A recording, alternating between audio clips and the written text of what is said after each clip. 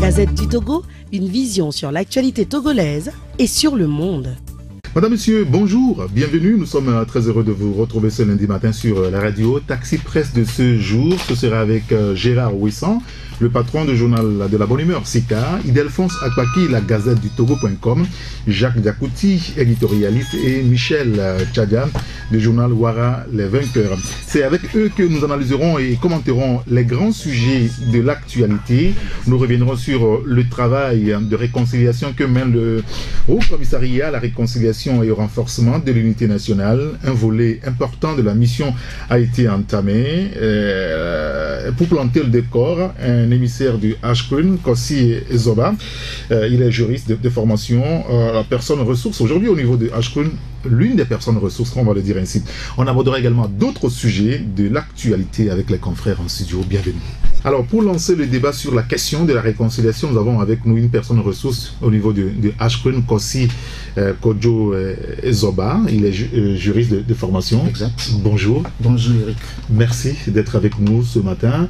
Le Ashkun a entamé un autre volet, un volet important de sa mission qui concerne les réparations.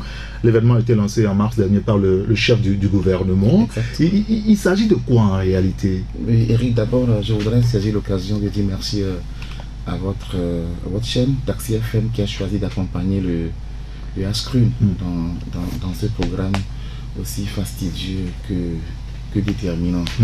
Je voudrais juste répondre à votre question, dire que en tout en se référant au décret qui a consacré la mise en place du Ashkun, et il faut souligner le mandat du Ashkun qui est consacré dans ce décret, qui relève entre autres comme tâche de proposer toutes les mesures législatives, réglementaires, institutionnelles, tendant à intégrer les recommandations de la CVJR, surtout relatives à l'impunité, à la garantie de non-répétition et à la réparation des victimes.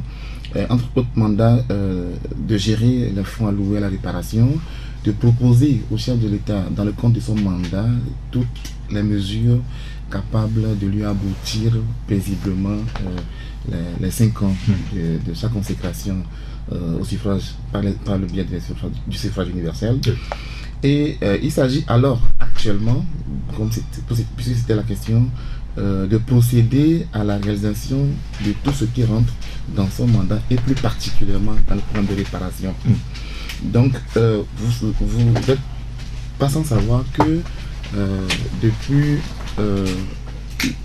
l'APG et les consultations nationales de 2008, nous avons choisi d'aller vers la paix à travers la CVJR qui a éludé un travail énorme dont les archives, si je peux les appeler ainsi, ont été restituées au Ashkun.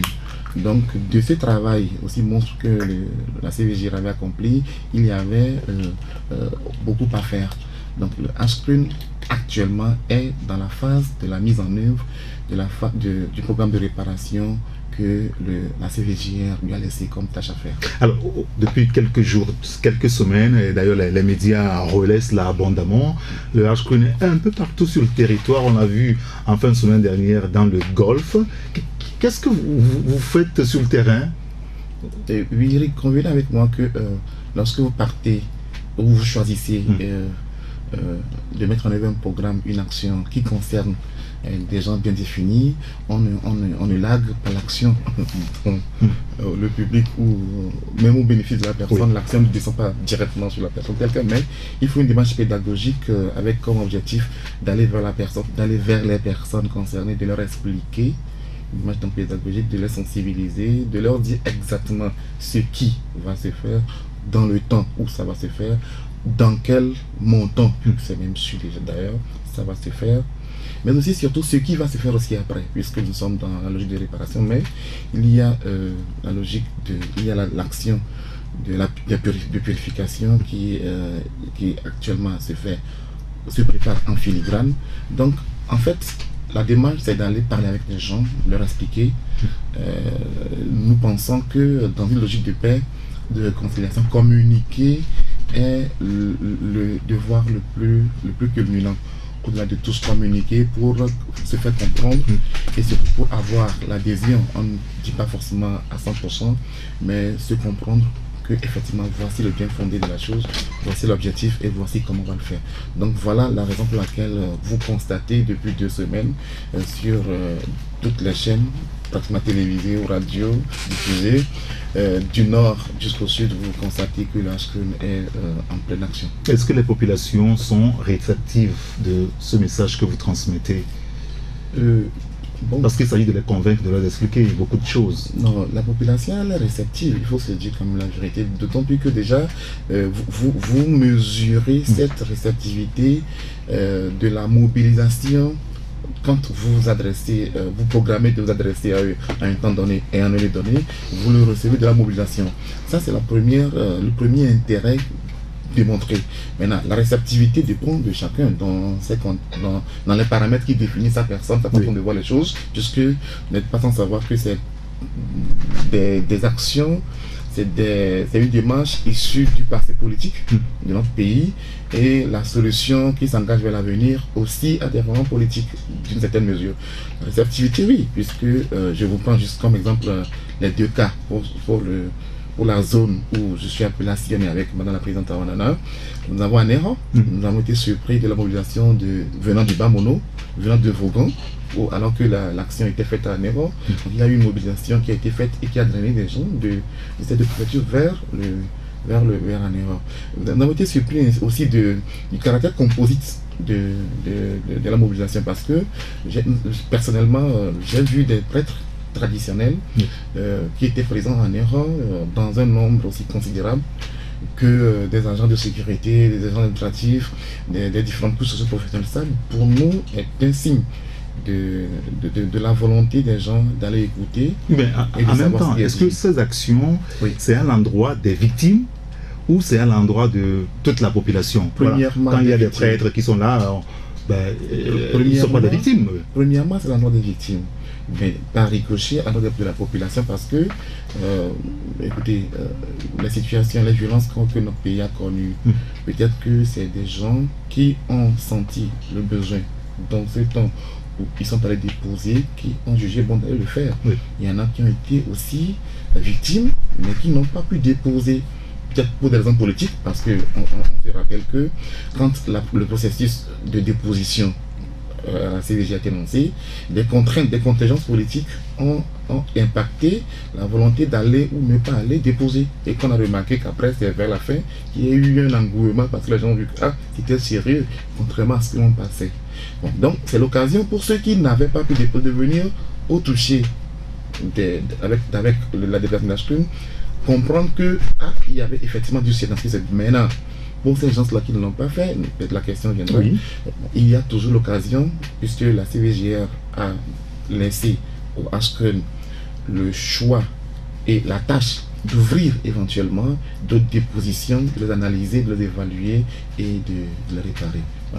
Alors, on entend souvent parler de réparation. On s'est rendu compte qu'il y en a différentes sortes de réparation. Mais vous avez aussi parlé de réparation symbolique. Que doit-on comprendre par là? Non, vous savez, quand vous, juste d'un seul regard, vous voyez ce qui s'est passé dans notre pays. Peut-être nous sommes d'une génération des années 70 ou 80, nous qui sommes sur le plateau aussi, mais il y en a qui ont vécu avant nous, les années 58. Bien entendu. Et surtout nous qui, peut-être pour le peu qu'on a pu observer depuis 70 jusqu'aux années 90, 2005, nous avons pu observer le dégât que l'action politique, je le dis de façon sincère, l'action politique a pu donner à notre pays.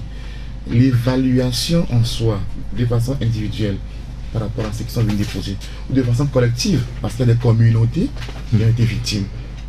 Je reprends, à certains endroits, c'est des individus, dans leur personne et personnalité qui ont subi la violence. Ailleurs, c'est des communautés entières. Donc quand on prend ces 2 cas réunis, même si on évalue à chiffre près, à exactitude, le montant que ces gens ont subi, même des milliards nous auront mobilisés, nous ne pourrons pas les satisfaire. Donc, la démarche qui se fait dans le cadre de la justice transitionnelle a été toujours symbolique. Cela veut dire, même si vous avez perdu un parent, on a beau vous donner même 7 milliards, ça ne ramènera pas la vie du parent. Oui, donc, c'est un peu ce qui explique le caractère symbolique de la démarche. Maintenant, il y a une chose qui est aussi importante à dire. Le quantum de la réparation, le montant qui reviendra individuellement ou collectivement aux gens, ce n'est pas le Ascrin qui a fixé ce quantum, ce n'est pas le Ascrin qui a fixé ce montant. C'est la CVJR. Puisque la CVJR, quand la CVJR a eu des dépositions, elle a eu les moyens de mettre en collaboration des expertises diverses pour enquêter sur la déposition, investiguer sur la véracité et évaluer au cas par cas les préjudices dont se prévalaient ceux qui étaient déposés, que ce soit matériel, corporel, physique ou autre. Donc c'est la CVJR qui a listé, après analyse, après évaluation, le montant qui reviendra à chacun. Au niveau de Ashcon, vous ne faites pas votre volonté, c'est tout ce qui a été prévu par la CVJR que vous suivez, tout simplement. Je ne dis pas qu'il aurait été bien de dire nous ne faisons pas notre volonté, mais je veux juste dire que le travail technique préalable a été fait par la CVJR. Maintenant, c'est la mise en œuvre, voilà, c'est pas fait de volonté, c'est une étape opérationnelle, une étape de mise en œuvre que le Ashcon a reçue dans son mandat et dans ses actes. Alors, on sait qu'on a très peu de temps maintenant. On sait que le Ashcon doit recevoir pas mal de milliards de la part du gouvernement. Il nous est revenu que vous n'avez reçu que 2 milliards pour cette première phase. Comment est-ce que vous comptez régler tout ça? Bon, d'abord, je vais expliquer pourquoi est-ce qu'on en est à là, 2 milliards. D'ailleurs, est-ce que vous l'avez les 2 milliards? Est-ce que vous l'avez? Moi qui suis sur ce plateau, je n'ai pas les 2 milliards à mettre. Non. Au niveau de l'institution, est-ce que vous l'avez les 2 milliards? Parce qu'on a lu la presse.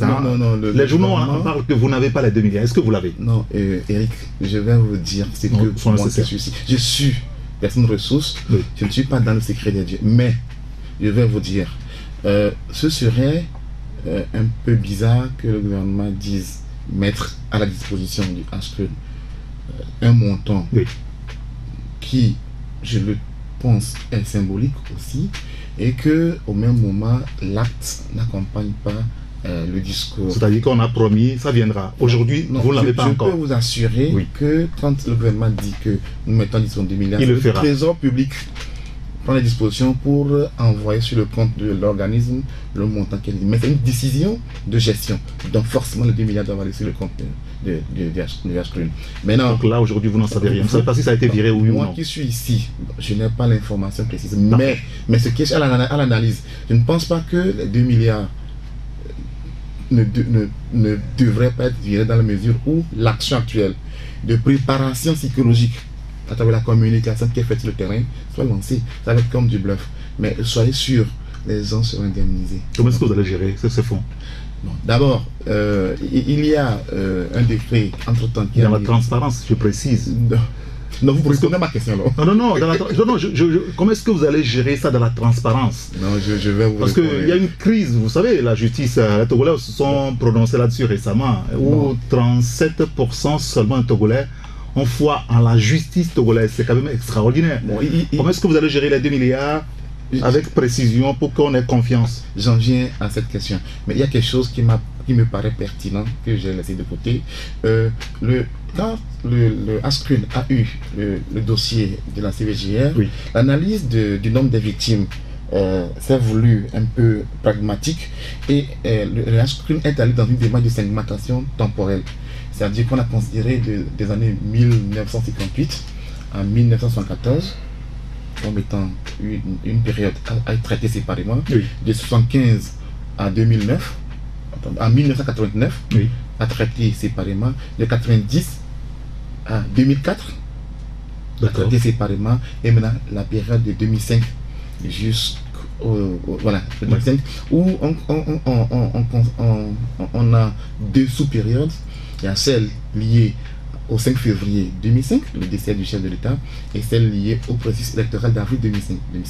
Maintenant, le processus de réparation actuel porte sur 2475 victimes sur les 7000 et quelques de 2005. Pourquoi est-ce que le choix a été fait concernant d'abord ces personnes. D'abord, on a choisi celui de 2005 parce que la période la plus récente, et c'est encore ça qui est ancré dans la mémoire des gens. C'est plus vivace. La plus vivace. Il y en a qui portent encore les stigmates dans leur chair et dans leur esprit. Mais aussi et surtout que parmi les victimes de cette période, il y en a qui sont en cas d'extrême vulnérabilité. Donc ceux-là nécessitent une intervention d'urgence. Donc c'est pourquoi peut-être oui, les gens diront pourquoi est-ce que c'est juste 2400 victimes, mais parce que pour commencer, il faut commencer par ceux qui ont des impacts réels, avérés, des traumatismes, des séquelles, commencer par eux. Il y en a qui ont besoin même d'intervention chirurgicale, médicale. Donc voilà la raison pour laquelle. Maintenant pour les 2 milliards, comment gérer? Oui, il y a une partie de la réponse à transparence, certes, mais comment est-ce qu'il faut assumer cette transparence? C'est cela que je me réfère en vous disant qu'un comité de gestion a été mis en place qui dressera un rapport d'utilisation. Donc ce comité de gestion est composite avec un représentant du Ashcreen et ceux qui ont le fonds et des partenaires qui vont accompagner sur et donner rapport sur l'utilisation de ces fonds. D'accord. Le temps qu'on a réservé pour cet entretien s'est épuisé. Est-ce que vous avez un message pour la population? Oui, un message de paix. Il me semble Ils savent qu'on ne décrète pas la paix. Il y a des actes qu'on pose. Vous avez purement puisé dans mon inspiration. La paix, d'abord, ne se décrète pas, ne s'impose pas non plus. On n'impose pas la paix au cœur. C'est le cœur qui choisit d'aller vers la paix. Et c'est vrai, les gens disent on entame un programme de réparation, mais ils disent qu'il y a des victimes qui connaissent leur bourreau. Bon, c'est vous qui appelez bourreau. Ou supposé bourreau. Supposé bourreau, présumé bourreau. Le terme bourreau, c'est pas présumé auteur, encore plus facile à dire. Bon, maintenant, ils disent que pourquoi est-ce que ces présumés auteurs ne font pas le devoir d'excuses, de demande, de présenter d'excuses avant qu'on les demande aux autres de pardonner. Moi, je dis souvent que l'infrastructure de paix est une infrastructure énorme qui demande aussi bien de moyens matériels que de moyens financiers et de moyens personnels, psychologiques.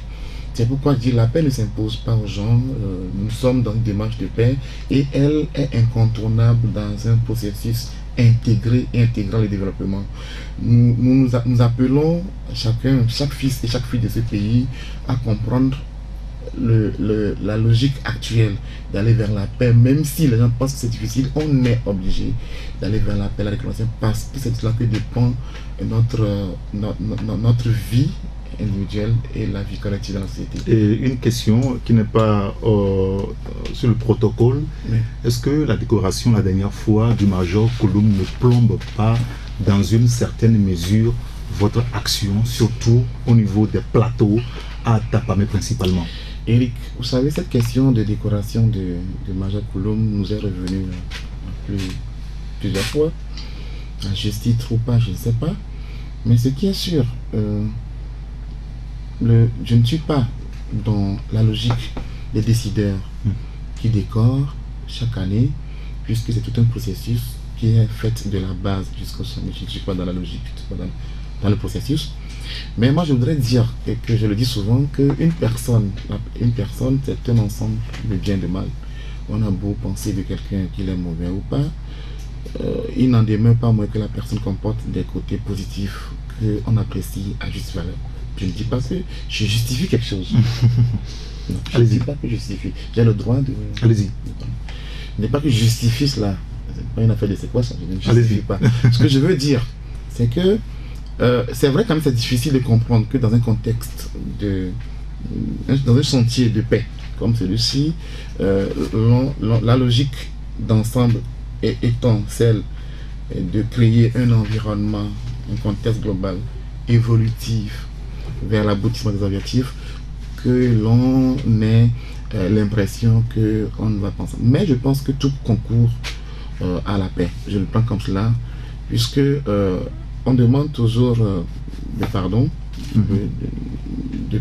C'est vrai que c'est difficile de regarder en face celui qui, je le prends en termes simples, celui qui vous dites vous avoir blessé et qu'on dit après que voilà qu'il est reconnu. Mais c'est les paramètres qui définissent qu'on le reconnaisse, je ne le sais pas.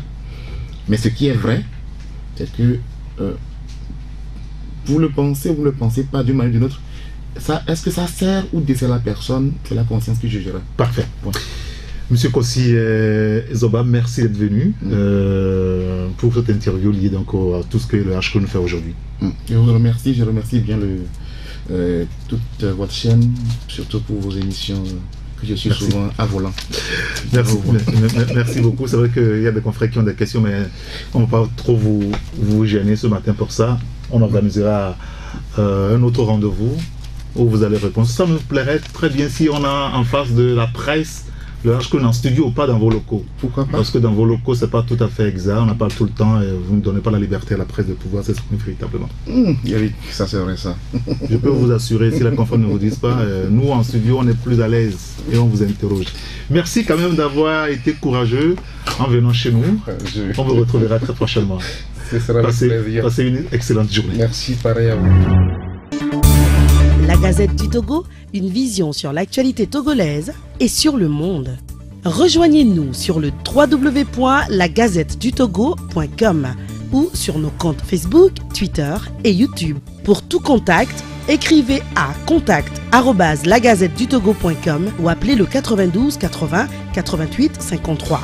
La Gazette du Togo, c'est l'information en continu.